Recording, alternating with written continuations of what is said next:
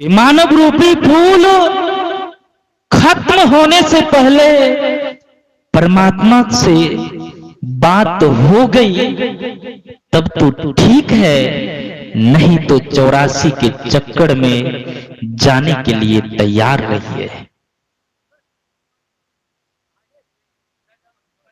अगर इस जन्म में ब्रह्म को जान लिए तब तो ठीक है, नहीं तो भारी हानि है।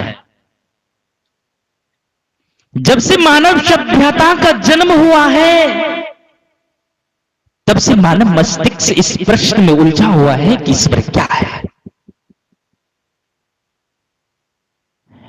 इस प्रश्न के उत्तर हर व्यक्ति अपने अनुभव के अनुसार दिया करता है, किंतु यह सत्य है कि ईश्वर के अस्तित्व को शब्दों में समेट पाना असंभव है। क्यों असंभव है? क्योंकि परमात्मा शब्दातीत है, वो शब्दों की पकड़ में आने योग्य नहीं है। अगर यह संसार रचना है तो इसका रचनाकार भी कोई अवश्य होगा। उसी रचनाकार को हम ईश्वर कहते हैं। जो ईश्वर को मानते हैं वो उसे एक शक्ति के रूप में देखते हैं, एक ऐसी शक्ति जिसके द्वारा ये संसार संचालित हो रहा है। वही ईश्वर रूपी शक्ति इस संसार को संचालित कर रहा है। सरल भाषा में कहें तो ईश्वर इस संसार के आधार है। आधार माने जिस प्रकार इस पंडाल का सहारा एक खंबे खुट्टे है, अगर एक खंबे खुट्टे को हटा लेंगे तो एक पंडाल गिर जाएगी। उसी प्रकार परमात्मा इस संसार के आधार है। अगर परमात्मा अपने आधार हटा ले तो सृष्टि रसातल की ओर प्रस्थान कर जाएगी, इसमें कोई संदेह नहीं। जो आध्यात्मिक विचार के लोग होते हैं वो ईश्वर को मानते हैं, किंतु क्या ईश्वर वास्तव में होते हैं? क्या ईश्वर की मान्यता, क्या ईश्वर के आधार केवल मान्यता या विश्वास ही है? इस प्रश्न के उत्तर इतने सरल नहीं है।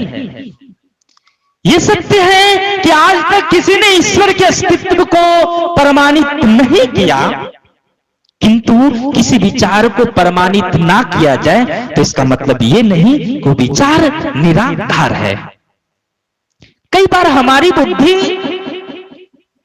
उस विचार को समझने के लिए कमजोर पड़ जाता है और कारण होता है कि विश्वास। हम उस ईश्वर पर विश्वास नहीं कर पाते हैं, यही कारण है कि हम उनको समझ नहीं पाते हैं। करता जो नित अभ्यास ना विश्वास है तो क्या? यह ना अभ्यास है ना विश्वास है तो हम ईश्वर को कैसे समझ पाएंगे? हर कार्य का कारण होता है। अगर यह संसार कार्य है तो इसका कारण अवश्य होगा, क्योंकि कारण के कार्य नहीं हो सकता। विज्ञान आज भी उस कारण शक्ति को समझ पाने में असक्षम है। इसलिए ईश्वर के संदर्भ में विज्ञान का आधार कमजोर पड़ जाता है। विज्ञान का आधार कमजोर पड़ जाता है। अब मैं एक वैज्ञानिक के वाक्य सुनाता हूं। जर्मनी में एक वैज्ञानिक हुए जिनका नाम था आइंस्टीन। सापेक्षता के अन्वेषक आइंस्टीन जब अपने जीवन के अंतिम श्वास को गिन रहे थे, जीवन के अंतिम अवस्था में अवस्थित थे, तो उनसे एक अमेरिकी पत्रकार ने पूछा, सर आप इस सदी के महानतम वैज्ञानिक हैं, इस सदी के सबसे श्रेष्ठ वैज्ञानिक हैं। आपका अंतिम इच्छा क्या है? अगर आपका पुनर्जन्म हो तो आप उस अगले जन्म में क्या बनना चाहेंगे? आइंस्टीन कुछ देर शांत रहा और कहा कि मैं कुछ भी बनो पर वैज्ञानिक बनना नहीं चाहता। यह बात सुनकर पत्रकार के होश उड़ गया।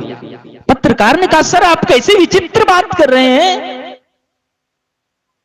आप इस सदी के महानतम वैज्ञानिक हैं। आपसे देश विदेश से लोग आते हैं आपसे वक्तव्य लेने के लिए, आपसे विचार लेने के लिए, आपसे मिलने के लिए, और आप कह रहे हैं कि मैं वैज्ञानिक बनना नहीं चाहूंगा। क्यों? ऐसा क्यों? तब आइंस्टीन ने कहा, ना जाने हम कितने सत्यों और तथ्यों का खोज किया, संसार की सभी उपलब्धियों को मैंने प्राप्त किया, लेकिन जिस शक्ति के द्वारा मैं इस वैज्ञानिक तत्वों का खोज कर रहा था उसका पता नहीं लगा पाया। जिस तत्व के कारण मैं वैज्ञानिक बना उस तत्व को मैं खोज नहीं पाया। मैं आज जीवन के अंतिम अवस्था में हूं। मुझे किसी बात का खेद है तो यही है कि मैं उस तत्व का खोज नहीं कर पाया जिस तत्व से इतने बड़े बड़े मैंने आविष्कार किया। मैं नहीं जानता कि पुनर्जन्म होता है। अगर पुनर्जन्म होता है तो मैं ईश्वर से यही प्रार्थना करूंगा कि मैं अगले जन्म में एक अन्वेषक संत बनूं और अपने जीवन को परमात्मा की खोज में लगाऊं, और मुझे इसके अलावा कोई ईश्वर से कामना नहीं रहेगा। उस ईश्वर को प्राप्त कर जीवन का उद्देश्य सफल बनाऊं, यही हमें ईश्वर से प्रार्थना रहेगा। इसलिए ईश्वर की, अगर किसी के मन में भ्रम है कि विज्ञानी का पहुंच ईश्वर तक है तो सुन लीजिए, ईश्वर तक वैज्ञानिक का पहुंच कभी हो नहीं सकता। वैज्ञानिक बिना ईश्वर के किसी वस्तु लिए अगर कोई चीज का आविष्कार करता है तब मानेंगे, क्योंकि वैज्ञानिक बिना ईश्वर की संपत्ति लिए कोई चीज का आविष्कार वो नहीं कर सकता। तो मैंने कहा ईश्वर के संदर्भ में विज्ञान के आधार कमजोर पड़ जाता है, किंतु आध्यात्मिक ज्ञान के आधार पर इन ऋषियों ने, हमारे वैदिक सनातन संस्कृति के ऋषियों ने, साधकों ने उस ईश्वर की होने की पुष्टि की है। इसलिए कहना गलत ना होगा कि ईश्वर का आधार सत्य है। वो सत्य है, ईश्वर महसूस करने का चीज है। इस संसार को नाम रूप संसार कहते हैं, क्योंकि इस संसार को नाम और रूप से ही जाना जाता है। यह हर वस्तु की नाम और आकार निश्चित होता है। इसी मानसिकता के चलते हम ईश्वर को किसी एक विशेष नाम से पुकारना चाहते हैं। जैसे कोई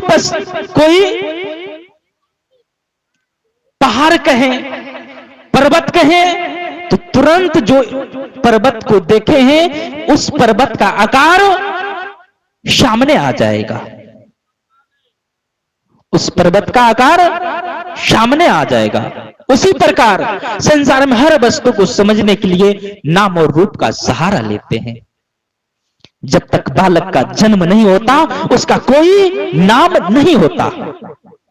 जब बालक का जन्म होता है तो उस बालक से प्रेम करने वाले, प्यार करने वाले घर के सभी सदस्य लाड़ प्यार से अलग अलग नाम रखते हैं।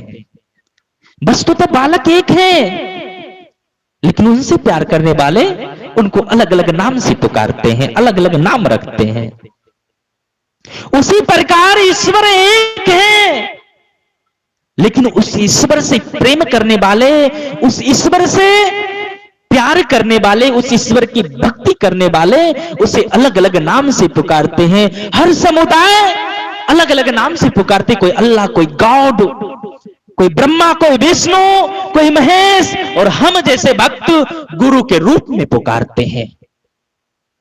एक ही व्यक्ति दादा भी होता है, एक ही व्यक्ति नाना भी होता है, एक ही व्यक्ति पुत्र भी होता है, और एक ही व्यक्ति पिता भी होता है। संबंध के अनुसार अनेक प्रकार के होते हैं, इन व्यक्ति एक है, संबंध के कारण उसका नाम अनेक है, अनेक तरह से संबोधित किया जाता है। उसी प्रकार ईश्वर एक है, लेकिन उनके रूप अनेक है।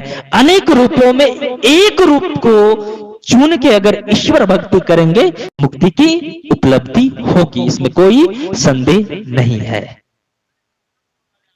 इस संसार में हर जगह ईश्वर तत्व विद्वान है, विद्यमान है।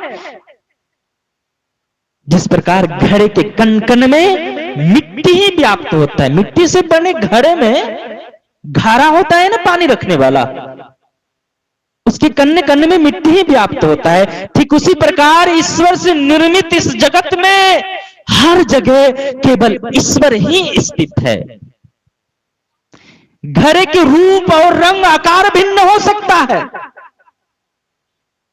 घड़े का रूप, रंग और आकार भिन्न हो सकता है, लेकिन घड़े के कण कण में मिट्टी ही व्याप्त होता है। ठीक उसी प्रकार संसार में कितने भी भिन्नता क्यों ना हो, उसके मूल में ईश्वर तत्व ही व्याप्त होता है। लेकिन जो आध्यात्मिक व्यक्ति होते हैं वह ईश्वर को अपने अंदर खोजते हैं। जो भौतिकवादी संसारिक व्यक्ति होते हैं वो ईश्वर को बाहर खोजते हैं। अब प्रश्न यह है कि सत्य क्या है? सत्य कौन है, अंदर खोजने वाले या बाहर? प्रमाण है, इतिहास गवाह है। जब भगवान राम आए, भगवान कृष्ण आए, लाखों ने दर्शन किया, किसी का कल्याण नहीं हुआ। और जिन जिन व्यक्ति ने अपने अंदर उस परम तत्व का खोज किया, उसका उद्धार हुआ। जैसे हमारे आराध्य अनेक संत हुए, अपने अंदर डुबकी लगाई, उस परम तत्व की खोज की। बाहर में भटकने से ईश्वर का दर्शन नहीं हो सकता। एक शहर में एक फकीर आया और प्रवचन में सुनाया कि शांति का प्रदान परमात्मा ही कर सकता है, इसलिए उस परमात्मा की खोज करो। एक उस सत्संग में एक धन धान से संपन्न व्यक्ति भी सुन रहा था। उस व्यक्ति धन धान से संपन्न थे, लेकिन उसकी चित्त में शांति नहीं थी, उसकी चित्त में शांति नहीं थी। वो फकीर प्रवचन करके चला गया। 2-4 दिन बाद जो व्यापारी व्यक्ति बैठा था सत्संग में, उनके चित्त में शांति नहीं थी, बेचैन था। प्रवचन का प्रभाव पड़ा और घर बार छोड़ के निश्चय कर लिया कि फकीर ने कहा था कि शांति परमात्मा ही प्रदान कर सकता है, इसलिए उस परमात्मा की खोज करनी चाहिए।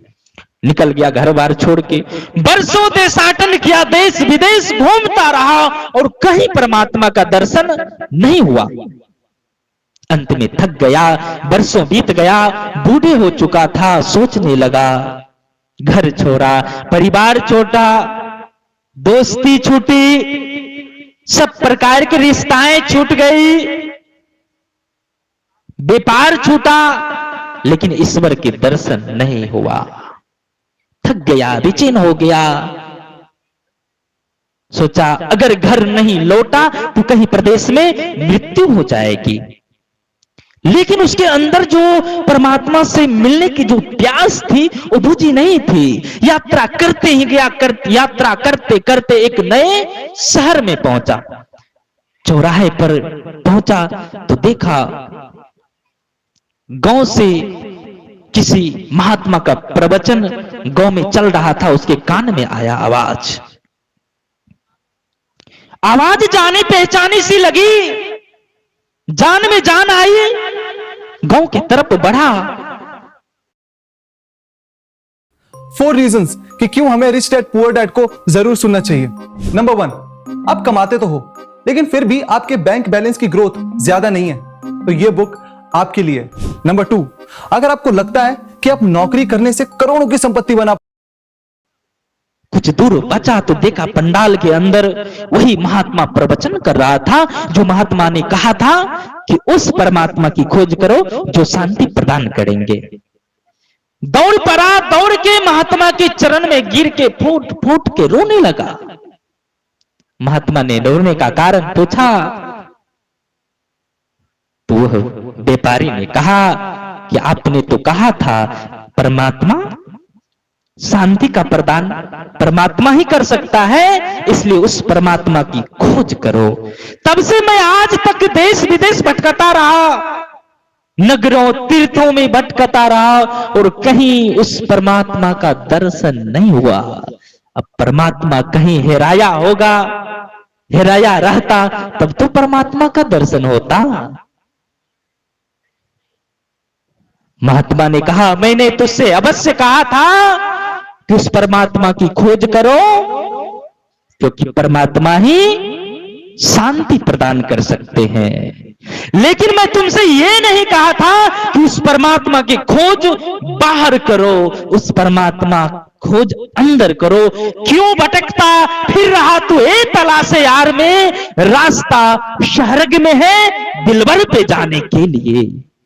उस परमात्मा तक जाने का जो रास्ता है, जो रहस्य है, जो क्रिया है, जो प्रक्रिया है, वो अपने अंदर है, बाहर नहीं है। इसलिए हमारे गुरुदेव ने कहा निज तन में खोज सज्जन, बाहर ना खोजना, अपने ही घट में हरि है, अपने में खोजना। एक लाहौर में संत हुए थे, उस समय लाहौर भारत में पड़ता था।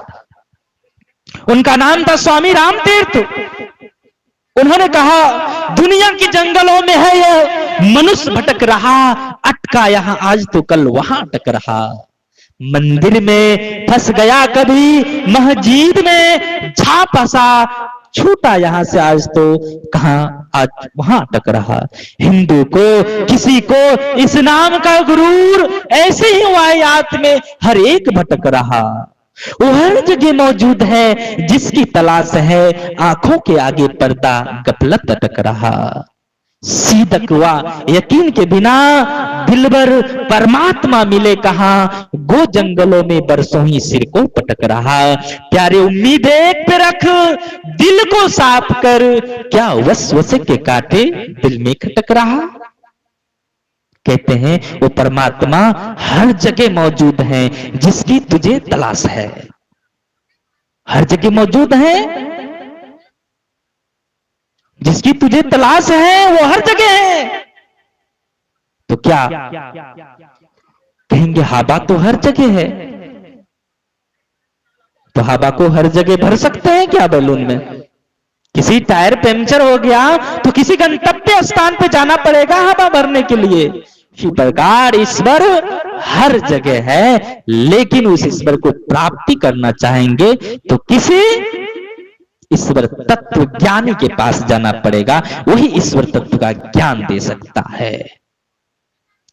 मेरा कहने का तात्पर्य है अगर संसार का रचयिता ईश्वर है तो ईश्वर परम सत्य है, एक ऐसी शक्ति जो पूर्व के भी पूर्व में थी, अपूर्व में थी, जो अंत के भी अंत में है, अनंत में है, जिसका ना आदि है ना अंत है। ईश्वर संसार की सबसे सुंदर सरल सत्य है, उसे जटिलता से नहीं सरलता से प्राप्त करने की जरूरत है। हरि व्यापक सर्वत्र समाना, प्रेम ते प्रकट होई मैं जाना। वो हरि सर्वत्र व्यापक है, लेकिन वह प्रेम से प्रकट होती है। उसके लिए प्रेम चाहिए। किस तरह व्यापक है? जिस तरह बर्फ के कण कण में पानी ही व्याप्त होता है, अपितु पानी ही बर्फ के रूप में रूपांतर होता है, उसी प्रकार सृष्टि के कण कण में वो परमात्मा व्याप्त है, अपितु परमात्मा ही सृष्टि के रूप में रूपांतर है। लेकिन संतों ने कहा प्रेम से प्रकट होई मैं जाना। हमारे गुरुदेव ने अपने गुरु से प्रेम के साथ भक्ति मांगा।